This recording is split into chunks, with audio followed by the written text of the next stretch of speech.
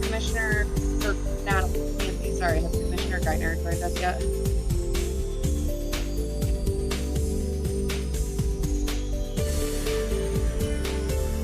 Nancy.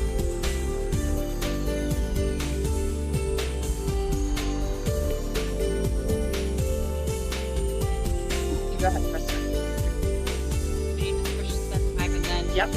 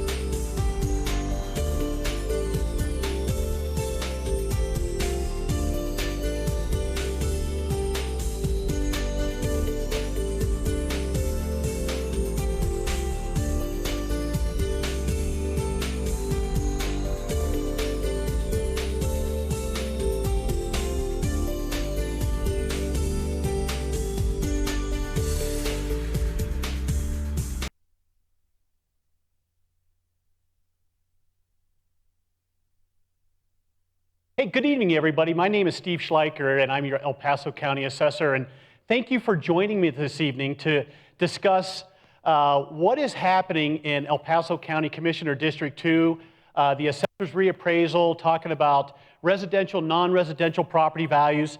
However, before I begin, because I'm going to save the intro of myself, we're going to get to know one another in the next hour and a half. But what I would like to do is throw it over to Chrissy to talk a little bit about some housekeeping items. And we also have a special guest joining us this evening, which is County Commissioner Geithner, so she'll be jumping in. So Chrissy, I'll throw it over to you to talk about some housekeeping items, and then we'll have Commissioner Geithner chime in. Is this me? Thanks, Steve. Well, welcome everybody to our Commissioner District 2 Reappraisal Town Hall. Like Steve said, I'm Chrissy. And I just have a few housekeeping items. So in the top right-hand corner, if you want to ask questions or if you have comments, there's like a message bubble that you can use, and you can ask the questions throughout the presentation. We're going to save them though for the end. So we'll have like a conversation at that point. And I think that's about all. Thanks, Steve. I'm sending it back to you. Absolutely. Thank you, Chrissy. And if we could we have Commissioner Geithner chime in? Well, hello to everybody. Can you guys hear me, Steve? Absolutely. How are you doing, Commissioner? I am great. Thank you so much for just giving me an opportunity to say hello. Wanted to thank everyone for their participation. I also want to thank the assessor for taking the time to put together these town halls. I think this is a great way to make sure everyone understands the process on this. And I'm just looking forward to learning along with all of you, and happy to, if there are any questions that come up that maybe veer away from the topic at hand and we need to handle any of those too, I'm happy to be here for that as well. But thank you so much. Absolutely. Thank you, Commissioner. So folks, one thing is, as Chrissy alluded to, is you can go ahead and put in questions in the comments. I will share with you is I do have staff on hand up at my office that can answer through the presentation as well.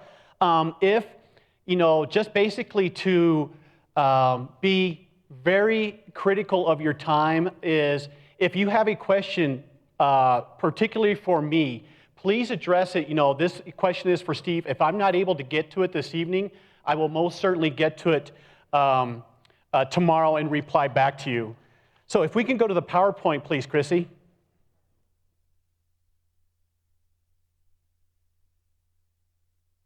Okay, so Chrissy, if we can go to the next slide, please.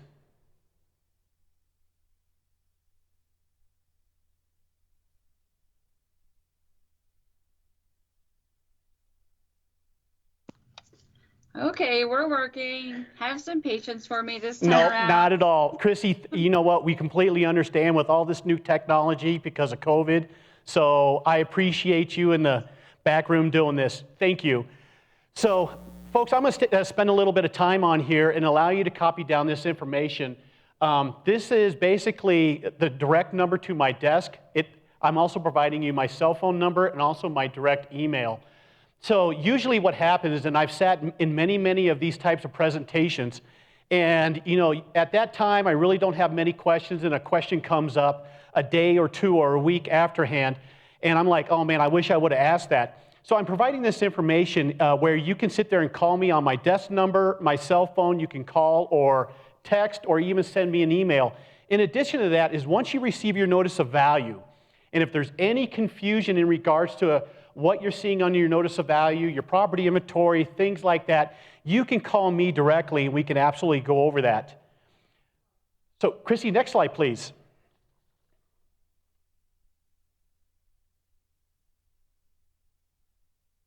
So again, I welcome everybody in Commissioner District 2, and that's what we're going to be focusing on is the Commissioner District 2 part of El Paso County this evening.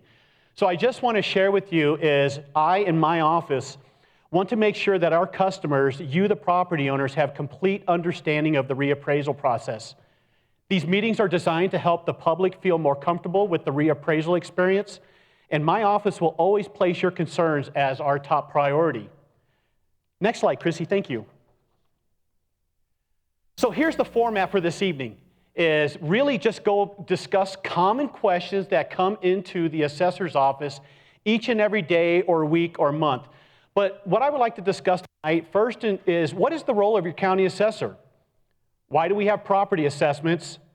How and when is my property assessed? How are my property taxes calculated? Why did my property value change when I haven't made any new improvements to my property? Why the value change? Here's a big one. Will my taxes go up? We'll discuss the 2021 notice of value that I'll be mailing out on April 30th. We'll also discuss how you can appeal your property value if you feel the value, you don't agree with it.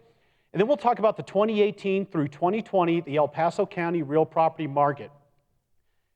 We'll talk about, is your assessor's office audited? Oh, go back, please.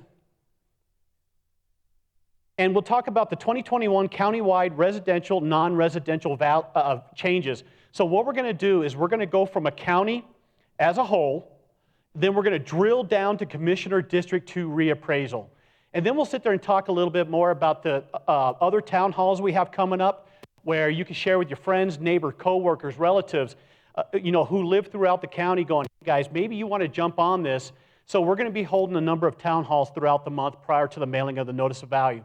Then with the remaining time, we'll go into questions, but like I said, is if you ask a question, I have staff on hand that will be answering those. But if you have a particular question for me, I will definitely answer those during the Q&A section. But if we don't have time, to be courteous of your time, I will definitely get back to you tomorrow. Christy, next slide, please. So here's the role of your county assessor. Simply is I'm responsible for valuing all real and personal property, including mobile homes, residential and commercial properties, and agricultural land for property tax purposes. So your assessor determines the equitable value of property to ensure that each taxpayer pays only his or her fair share of property taxes billed by our county treasurer's office. Next slide, please, Chrissy. So I put together a little YouTube video, just to share who are assessors and why is my property tax so high. So can we go to this video, please, Chrissy? So there's a lot of misunderstanding about the role of assessors and how they affect the property tax that homeowners pay. When someone hears the term assessor, they seem to think of a scary figure reaching for their wallet. Not so. Assessors don't set tax rates. Assessors don't chase tax dollars. An assessor is interested in fairly determining property values, and they take great pride in it. Property tax is determined by a simple formula. Assessors only affect one of these variables, the value. And they do so with incredible accuracy. Assessors aren't tax collectors or even tax setters. They're just fellow taxpayers, and their primary goal is to make everything fair and equitable. Imagine that you're in a restaurant with two friends. One orders a hot dog, one orders a plate of caviar, and you order a steak. The waiter comes to the table with a total bill of $100, but he doesn't know how much each of you should pay. If everyone paid the same amount, the guy who ordered the caviar might be happy. But what about the guy who ordered the hot dog? Enter assessors. The food is your property. Just like these meals, some people's property is worth more than others. And it's the assessor's job to determine how much each property is worth. That's it. So in the same way the value of these menu items would need to be determined, an assessor places value on properties to ensure fairness and equity. After the assessor determines the value of each property, local governing bodies will set their budgets for the coming year. They set the tax rate in order to produce the dollars needed for their budgets. The value of a property does not affect the amount of property tax needed. The sum total of all those budgets is a set number that has to be divided up among all the property owners. So even if everyone's value was cut in half by the assessors, the tax rate will be raised in order to generate the same amount of tax revenue. The assessors don't determine the taxes you pay. They just determine the values of properties to keep everything as fair and equitable as possible. When you notice a change in your property's assessed value, that change is the result of a never-ending quest for fairness and accuracy. Assessors are graded on their performance, so there is a detailed system to get accurate valuations. First, the assessor looks at similar properties that have sold, their sale prices, and the terms and conditions of each sale. That's the reason your home won't just be compared to the place next door. Studying things like square footage, age, and location helps assessors determine how comparable another property is to yours. Even seemingly small details, like an extra bathroom or finished basement, can result in significant differences in value in two otherwise identical homes. Assessors maintain a thorough database of real estate information to make this process as precise as possible. Changes in value are typically the result of local real estate market sales or major changes to a property. Remodel a kitchen or finish your basement, and your property's value could increase. When you see your home's assessed value, you can rest assured that the number has not been drawn out of a hat, nor generated with anything but equity and accuracy in mind. Long story short, assessors are here to help, not trying to hinder. Their focus is accurate values, not tax collection. The only things an assessor chases are fairness and equity, and they take great pride in it.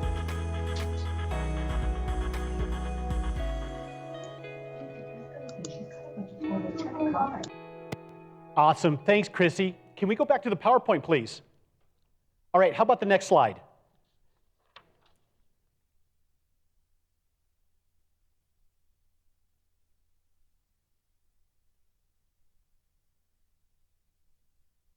Okay, so folks, why do we have property assessments? Well, the Constitution and state laws of Colorado have established real and business personal property. And if you don't know what business personal property is, what that is a tax on the business equipment, the furniture, fixtures, and equipment associated with businesses.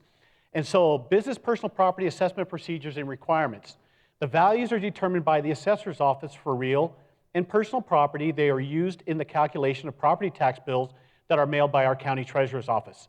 The revenue raised through these property taxes is used to help pay for all public services, including police, fire, libraries, schools, municipalities, etc. Next slide, please. So when is my property assessed? So currently under Colorado law, all real property, land, buildings, improvements must be reappraised every 2 years. This occurs each odd number year. So for example, 2017, 2019, and now we're in a reappraisal year, 2021. The assessor's office studies the sales of properties which sold during a statutory 24-month study period ending June 30th of the year prior to the reappraisal. So the new 2021 and 2022 values will be based on properties which sold between July 1 of 2018 through June 30th of 2020. So folks, this is the very confusing part, trying to educate the public and our property owners. We are really using historic data to come to a new level of value. So again, for tax year 2021 and 2022, we are using sales that occurred between July 1 of 2018 and June 30th of 2020. So new values are set each year for business personal property that are owned by businesses, and this is based on information that they submit annually through a personal property declaration. Next slide, please. So, how are my property taxes calculated? As mentioned, your assessor's office does not set property tax or collect payments. However, my office can provide the following general information about how your most recent property tax bill, your 2020 taxes payable in 2021, was calculated, and how to estimate future taxes. And we'll go into that calculation here in a minute. So to calculate taxes, you take your assessor's actual value, and that is adjusted by the appropriate assessment rate to determine its assessed value. So for tax year 2021 and 2022, your residential assessment rate is 7.15%, and the non-residential rate is 29%. So your assessed value less any exempted amount is next multiplied by the applicable tax rate. And folks, we have over 300 different taxing entities here in El Paso County, and we all pay into different entities. So for example, many of you are paying into School District 49. I myself am paying into School District 11. Folks are paying into School District 20. City of Colorado Springs, Town of Monument, things like that. We all pay into different entities, and our mill levies are quite different throughout the El Paso County. So in Colorado, tax rates are expressed as a decimal fraction of a dollar. So for every $1 of assessed value, so either known as a millage or mills, 1 mill is 1/1000th of a dollar or 1/10 of a penny. Next slide, Chrissy. So here is an example that I put together for you. So in 2020, El Paso County's average mill or mill rate is 80 mills, or a tax rate of 0.08000 for every $1 of assessed value. Also in 2020, the median price or midpoint of a single-family El Paso County home was valued at about $380,000. And I will share with you all is I was extremely surprised, and still surprised, as I see the median values of our single-family residential properties going up. And we'll discuss that here throughout the PowerPoint presentation. So as a result, the property tax calculation for a typical residential and non-residential owner is you take the actual value times the assessment rate times your mill rate, and you get your taxes.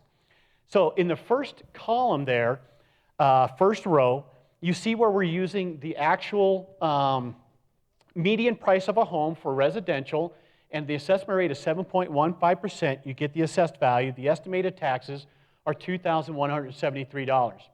Well, let's say that property converts to a non-residential, a commercial property. That assessment rate changes to 29%, and their basically value, the taxes go up 75%. So what's happening here is our non-residential property owners, commercial property owners, are paying nearly 5 times as much in taxes. But let's break this down even further. As mentioned, the reason why we're here this evening is to talk about the 2021 reappraisal. And right now we're looking at values, definitely because of the market, going up. So let's say my office increases your value by 15%. So we're taking that same property of $380,000 and we increase it 15%. Now that brings that property up to $437,000. And as you can see, going through the same calculation, is this property owner is looking at an increase in taxes of $325 a year. Non-residential commercial is looking at an increase of $1,322 a year. However, what I want to emphasize, there are a number of elements in this calculation that occur throughout the year that will be changing. And this is the reason why they are an estimate. One of which is the mill levy, which is an important piece of the calculation. Is by statute, these entities, over 300 entities in El Paso County, have to submit their mill levies to my office no later than December 15th of this year. So we will not know what their mill levies are, but as we get into this presentation, we will talk about a little bit about how the Tabor Amendment may come into play this year. Chrissy, next slide, please. So why the value change, which is a question that comes up quite a bit during a reappraisal year. So in order to determine new values for residential property, which includes single-family, multifamily, and apartments, all 64 county assessors in the state of Colorado are required by law to use only the market approach to value. So for the 2021 property values, the sale prices of homes similar to yours, which sold between July 1 of 2018 through June 30th of 2020 were studied. If the sale prices of those homes went up, then the assessed value of your home likely showed an increase. What I want to share with you is your assessor does not determine the local real estate market. The market is dictated by a willing buyer and a willing seller. And for those of us that are sitting there, we read the newspapers, the Gazette, the Indy, is we have seen, and I see every day, is right now we are in a very strong seller's market. And I am seeing deeds coming in where buyers are competing with one another, and they're coming to the table with $5, $10, $15, sometimes $20,000 above asking value. Chrissy, next slide, please. So, how is my property assessed for this reappraisal year? And again, this is in accordance with Colorado law. So for single-family residential properties, county assessor appraiser study the sales of homes similar to yours that sold within that specific 24-month time frame. And we've been talking about this for the past 3-4 slides. However, in accordance with the Tabor Amendment, is to value single-family residential properties, your assessor's office can only use the sales market comparison approach. Now, there are 3 approaches to value as a licensed appraiser in the state of Colorado that I can use, and that is cost, market, and income. However, when valuing residential properties and in accordance with Colorado law, I can only use the sales market comparison approach when valuing residential. Now, for non-residential, which basically is commercial, industrial, and vacant land, I am allowed to use the cost, market, and income approaches and are considered for business personal property as well. And the values for business personal property are based on asset information, as mentioned, that are submitted directly by the business owners on their declaration schedule. Chrissy, next slide, please. So here is a big question. Will my property taxes go up? Not necessarily, but folks, yes. And let me explain why I'm stating it that way. Not necessarily because of our Tabor Amendment. So as mentioned, your assessor does not set property taxes or mill rates. Residential or non-residential assessment rates are set by the state legislature, which is also known as the Gallagher Amendment, which was partially repealed, during this last election. So, however, with the partial appeal of the Gallagher Amendment, the assessment rates are frozen now at 7.15% for residential and 29% for non-residential. As mentioned, mill rates are provided in mid-December to my office from our local taxing entities, such as, I receive them from the city, county, school district, fire districts, library. Anybody that is receiving property tax, they submit their mill levies. It is these elected taxing authority board members that determine the yearly mill levy for the following year budgets. So these are the individuals that we as citizens vote in, school board members, board of county commissioners, city council members. These are the individuals that will be sitting, determining budgets and coming up with the mill levy. But as mentioned several minutes ago, how is the Tabor Amendment going to possibly play into this year's reappraisal? So let's talk about the Tabor revenue limit. The Colorado Constitution limits the amount of revenue from most sources that the state government and local governments are permitted to retain and spend or save. The Tabor Amendment, which was approved by us voters in 1992, limits the amount of revenue the state of Colorado and local governments can retain and spend. Specifically, Tabor allows the state and local governments to retain and spend an amount based on the prior fiscal year's actual revenue or limit, whichever was lower, grown by Colorado inflation and population growth and adjusted for any voter-approved revenue changes. So the Tabor Amendment requires voter approval for tax increases. Voter approval is also required to increase the Tabor limit.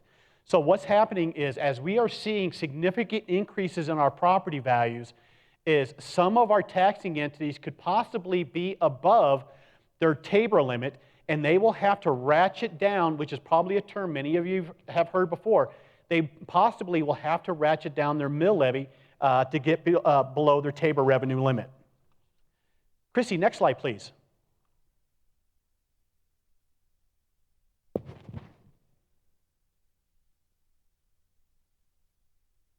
So let's talk a little bit about the notice of value that we will be mailing out. So as mentioned, the notice of value will be mailed on Friday, April 30th. Statute says we mail them out on May 1st, but of course May 1st falls on a Saturday, and we are going to go ahead and mail them out a day early. So our NOVs will be mailed to all property owners except for government exempt property. I do not see it necessary to mail notices of value to exempt properties, such as churches, federal property, school districts, because they pay zero tax. And I think it actually is a waste of taxpayer money to print these, fold stuff, and have them mailed. So we, save the taxpayer on that. Your NOV, as you can see there in the middle, will contain the prior actual value. So you'll see your 2019, 2020 value there, the current actual value, and also the net change between 2019 and 2021. One thing that we have also done here in El Paso County for a number of years is your assessor's office is providing current year tax amounts along with an estimate of probable 2021 property tax amounts payable in 2022. I will share with you, as a property owner like you, get my value, I take a look at it, and I'm like, okay, my value's going up.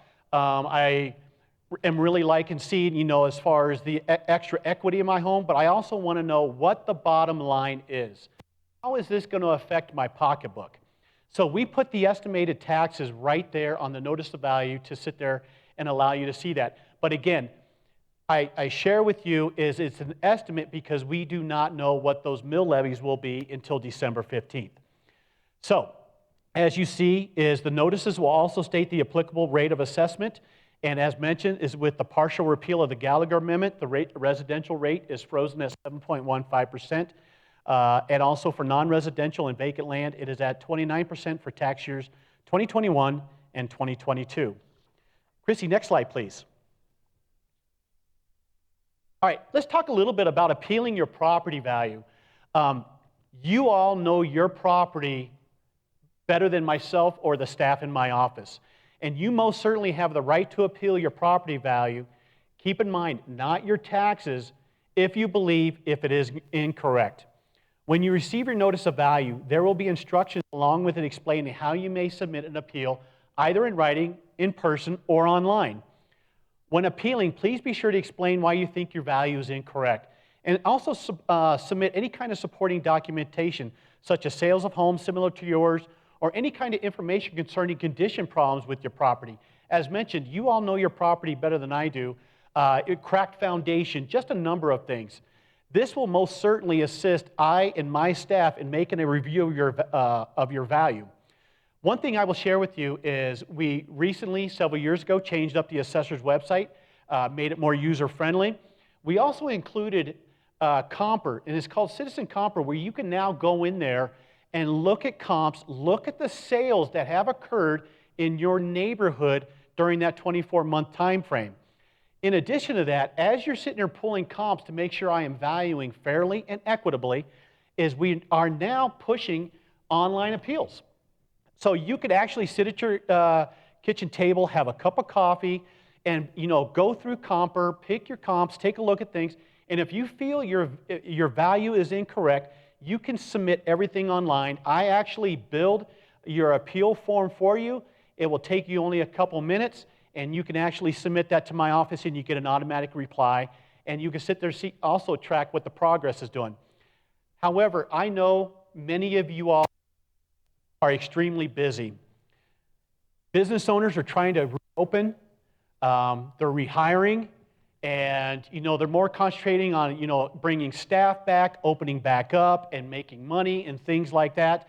And a lot of folks are just like, I completely forgot the appeal period, which goes from April 30th to June 1st. If you happen to forget the appeal period, things got busy in life, folks, that is okay. You still have appeal rights, which means if you completely miss the appeal timeline of April 30th through June 1st, you can actually file for an abatement come January 1 of that next following year. So once you receive the treasurer's tax bill, you have the right to file an abatement, and your appeal rights are still intact. Chrissy, next slide, please.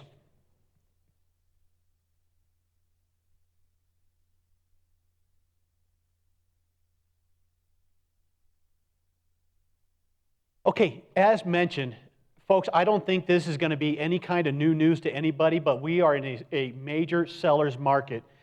And what happens here is a seller's market arises when demand exceeds supply. So in other words, there are many interested buyers, but the real estate inventory is low. And what has happened, we're seeing a lot of folks moving in. We're seeing folks coming in from Denver, Douglas County that are, either house poor, tax poor, or they're coming, from the West Coast, Midwest, things like that. But we have a lot of folks coming in, and we're sitting here looking at a lot of interested buyers, but the real estate inventory is extremely low. But however, since there are fewer homes available, sellers are definitely at an advantage. So in a seller's market, homes definitely sell faster, and buyers must compete in order to score a property. Chrissy, next slide, please. So here is the El Paso County 2018 through 2020 housing market.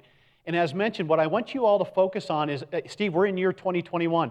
What we need to look at is we're using data for the 2021 values from 2018 through 2020, as mentioned. So we're looking at what the median sales price is, $380,000 during this time, which was a 15.2% year-over-year increase. The average sales price during this time was $437,000, a 20% year-over-year increase. Quite astonishing when we're sitting here taking a look at those percentages. Christy, next slide, please. You probably have seen this in the paper quite a bit. Colorado Springs, Colorado, for the last 6-7 years, we have been in the top 10 real estate market.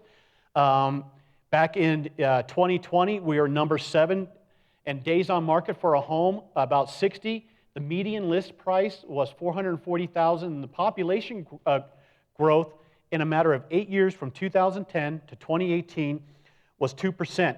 But in Colorado Springs, home sales slowed a bit by a predicted negative 1.4% because of a seller's market. However, prices increased quite a bit at 6.3%. Entry-level buyers likely had trouble wedging their ways into this housing market, with fewer and fewer homes to be found below the $300,000 price point. Very rare are we finding homes at that price today. Christy, next slide, please. Here's one stat that many don't know. The #1 zip code in the entire nation is right here in Colorado Springs. It's 80911. The hottest U.S. housing market by zip code is Security in Whitefield. Christy, next slide, please. So this is the point where I want to go ahead and basically, let's take a look of what's going on El Paso County as a whole, and then what we're going to do here in the next couple slides, I'm going to drill down into what is going on in Commissioner District 2. So the total number of deeds worked by my staff during the statutory 24-month period has set another record, 49,757 deeds during this time. So let's break those down. 1,757 of those were vacant land sales, 3,448 were townhome sales, 1,622 were condo sales, 32,775 were single-family residential sales, and we had 800 commercial property sales at that time, and then just over 10,000 were non-sales quick claim deeds that my staff worked. Folks, I will share with you, one thing that I'm extremely proud of is El Paso County is the largest county when it comes to parcel numbers here in the state of Colorado. So we are the largest county. One thing that I'm most proud about, and also my predecessors as well, we are the smallest staff metro office in the state of Colorado. I have 49 staff members. These folks are absolutely amazing. When you're the smallest staffed office, being in Colorado Springs in the top 10 market with the hottest zip code, is these folks are absolutely amazing, and they deserve a pat on the back. So if you happen to know an employee, or if you happen to see one that's walking around with a badge on, or they come to visit you, please pat them on the back. I try to do that each and every day, so thank you very much. Chrissy, next slide, please. So here is one thing I want to share with you guys, is your assessor's office audited? And folks, this was part of the Gallagher Amendment that did not get repealed. So when we voted in the Gallagher Amendment back in 1982, part of that was that the State Board of Equalization was established, and also all 64 county assessors' offices were audited each and every year. And you most certainly want your assessor's offices to be audited to ensure no hanky-panky is going on. But just like many other private and public organizations, your assessor's office is audited annually by an independent firm contracted by the Colorado Legislative Council. So the study or audit ensures that each Colorado county is valuing property fairly and equitably. This assessment audit conducts a two-part analysis in my office. It is a procedural analysis, and it is also a statistical analysis. Let's talk a little bit about the procedural analysis. This includes all classes of property and specifically looks at how my office develops economic areas, confirms and qualifies sales, develops time adjustments, and performs and plans periodic physical property inspections. Let's drill down to the statistical analysis. This is performed on vacant land, residential properties, commercial industrial properties, agricultural land, agricultural residences and outbuildings, and other agricultural properties and personal property.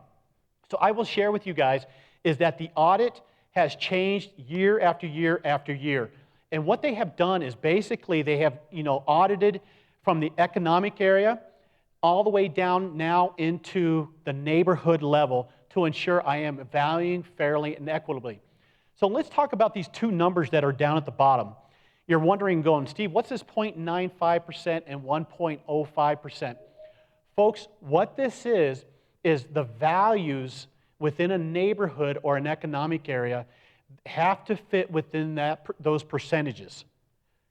Very, very tight.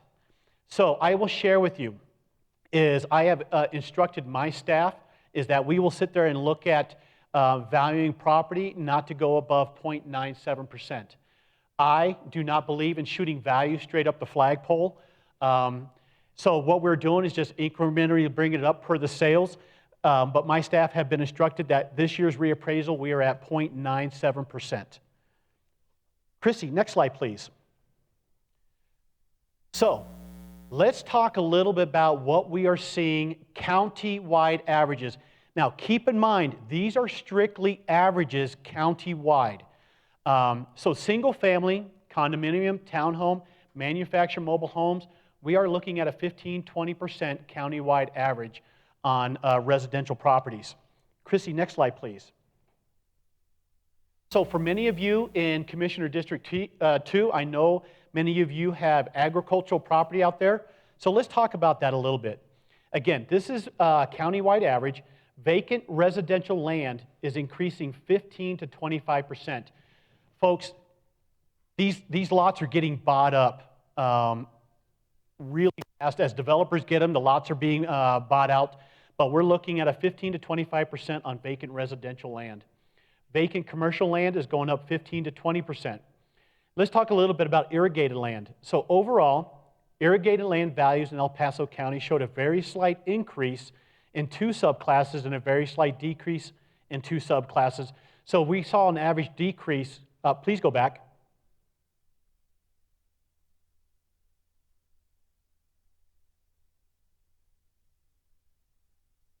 There we go. So we actually saw a slight decrease in irrigated land of going down 1%. Dry land, so overall the dry land in El Paso County is decreasing 3%. Meadow hay, the income or rental rate increased 4.7%, and the fence and water expenses increased 5%. So based on the rental rate and expenses mandated to be used, is we're looking at meadow hay increasing approximately by 4%. Dry grazing, which is the largest number of acres in the county, overall there is no increase or decrease for dry grazing land. We are going to leave those properties alone. Chrissy, next slide, please. So let's talk about non-residential, which is commercial value changes. We are seeing significant sales, record sales that are going on. So for our multifamily, our apartment buildings, our 5 to 8 multifamily units, 4-plex family units, are looking at going up 25 to 30%. Distribution warehouses, which have become extremely popular due to COVID, are going up 20 to 25%. Storage warehouses are going up 20 to 25%. Retail stores, 15 to 20%. Neighborhood shopping centers, we dropped these down just a bit, are going up 7 to 12%. Restaurants, I'm leaving at 5 to 10%. Fast food restaurants who figured out how to continue to work things through COVID. Many of you all probably know if you go through a Chick-fil-A drive-through, it's almost nearly impossible at times, but our fast food restaurants are going up 5 to 10%. Service garages, 4 to 8%. Office buildings, 15 to 20%. Medical offices, 15 to 20%. So industrial manufacturing, no change. We're going to leave those alone. Storage hangars, no change. We're going to leave those alone as well. Mini warehouses, no change. Industrial condominiums, no change. Tavern, pubs, special use properties such as gyms and theaters, we're going to leave those alone. And hotels and motels will see no change. Christy, next slide, please. So now, folks, let's take it from a county. Now let's dive down to really what matters to you folks. Let's talk about Commissioner District 2.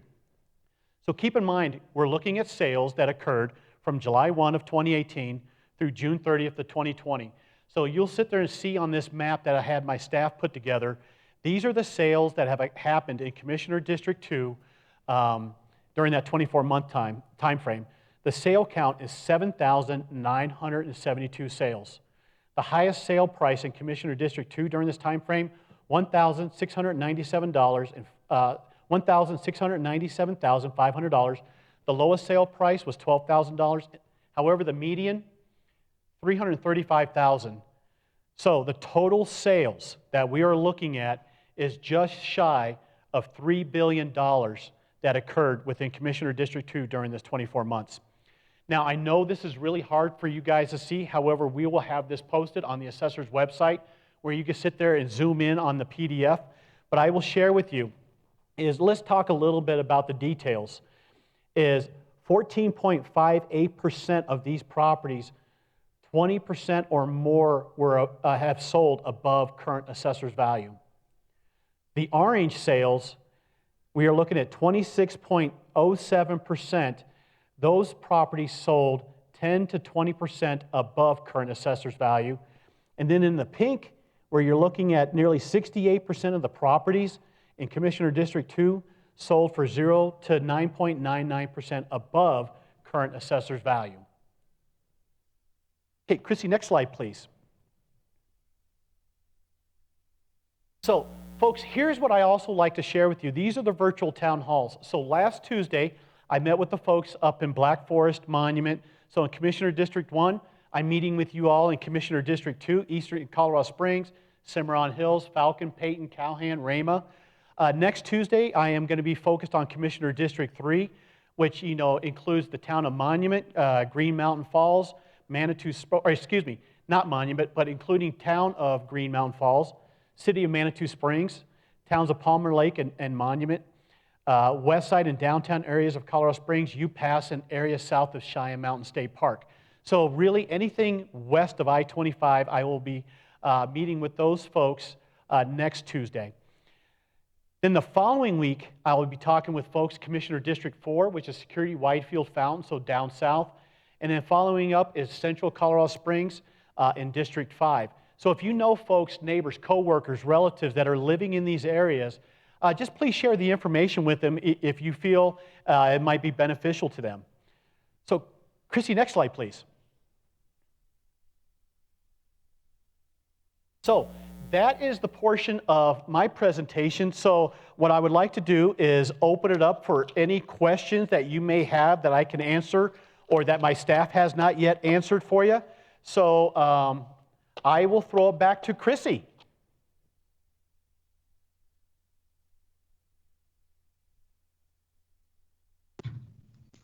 Hey, thanks, Steve. That was really great information. Thank you, Chrissy. So I have a couple questions. How does the senior exemption program work? That is an absolute great question.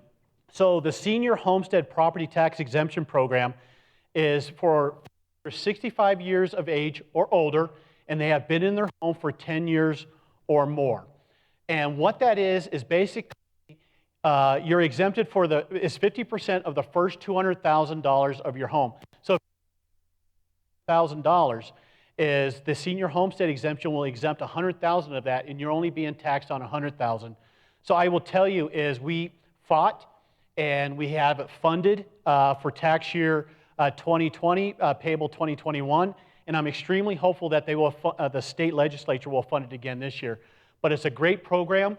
We have over 30,000, nearly 30,000 citizens enrolled in the senior homestead exemption here in El Paso County.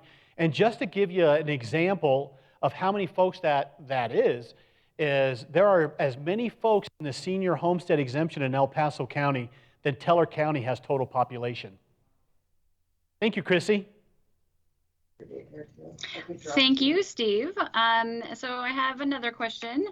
When will the Comper, our Comper website be reflecting our new sales data? Great. So we will be uploading the new sales data, the 24-month study period data. That will be uploaded by my staff here in the next 2 weeks. So that will all be uploaded. It will be out there prior to the mailing of the notices of value on Friday, April 30th. And if you happen to have any issues and don't understand how to work the system, please contact the office at 520-6600, and we will walk you through the process, or as mentioned in one of the very first slides, call me directly. Thank you, Chrissy. You're welcome. So I have another question about appeals information. If somebody wants to appeal their property value, could you maybe explain to them how to do that again? Absolutely. So very easy process, folks. If you do not agree with the value of your property, absolutely submit an appeal. You can do it online. You can call our office. We will walk you through the process. Folks, I will share with you is there's a misunderstanding when folks feel if they appeal their property value that your assessor's office is going to increase the value. That is completely incorrect, and let me share with you why. Is that would actually give me zero credibility because I'm actually providing you an opinion of value on that notice of value, and if I increase that, then that basically allows me zero credibility. We will not increase your value. So, call us. You can mail it in, do online, things like that. But a lot of times people just call. We will also do in-person appeals. So if you actually want to sit down and also be COVID safe, we will have places set up for that. And just actually talk to a member of my staff or even myself. We are available. We will be there for you. So it's a very easy process. And you just have to sit there and just follow the instructions on the back of your notice of value or call me. Thank you. Thanks, Steve. And I have one final question for now. Could you explain a little bit about our Disabled Veterans Program? Absolutely. So, folks, I will share with you as your county assessor, the Senior Homestead and also the Disabled Veteran Exemption programs are one of my top priorities here in El Paso County. The Disabled Veteran Program is also basically it's the same thing as a Senior Homestead Exemption. However, you have to be 100% disabled through the Veterans Administration, and you get the same benefits. The difference being is as a disabled veteran, you do not have to reside in your home for 10 years. So it is a program where if somebody is 100% disabled through the Veterans Administration, they get the same tax break, the same exemption as the seniors do that are enrolled in the Senior Homestead Exemption. But absolutely, if you have any questions on that, you could actually go out to my website, which is assessor.elpasoco.com, and you can actually see the links to Senior Homestead Exemption, and you also see the link to the Disabled Veteran Exemption. And we also put out the applications, everything like that. But I will also share with you is my Senior Homestead Exemption and Disabled Veteran Exemption Coordinator is bar none the best in the state. So definitely just reach out and Paris would be more than happy to assist you. Thank you. Thanks, Steve. I think that's it, but we did have one comment. Somebody wanted to just say thank you for all of your hard work for both of our exemption programs. Absolutely. Please share with that listener that I sincerely appreciate it, and I will continually fight to continue those programs, to ensure their funding, and also to change them up. Especially right now, I feel the exemption amount should go up. 50% of the first $200,000 was voted in back in 2000, where our property values were nowhere near what they are today. So I absolutely feel that our state legislature needs to look at this, and statutorily they can increase the exemption amount. So I will be discussing this with our House District representatives and state senators because I feel our seniors and also disabled veterans deserve that benefit because our values today are nowhere near what they were back in 2000. Thank you. Yeah, thanks, Steve. I think that's all we have for now. Wow, this was a great group. Folks, again, thank you so much for joining me. And again, if you feel this is actually great information to share and also understand the reappraisal process, what is coming in the mail, please feel free to share it with anybody. Now, I will also tell you is this program, along with all the other ones that we're going to be doing, are going to be loaded up onto YouTube. They're going to be posted on the assessor's website, so you can actually refer to these anytime.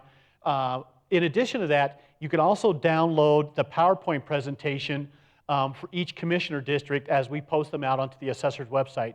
But folks, thank you, and I hope everybody has a wonderful evening. And thank you, PIO, for helping me out. Chrissy, you did a wonderful job. Thanks, ma'am. You did. Thanks, Steve.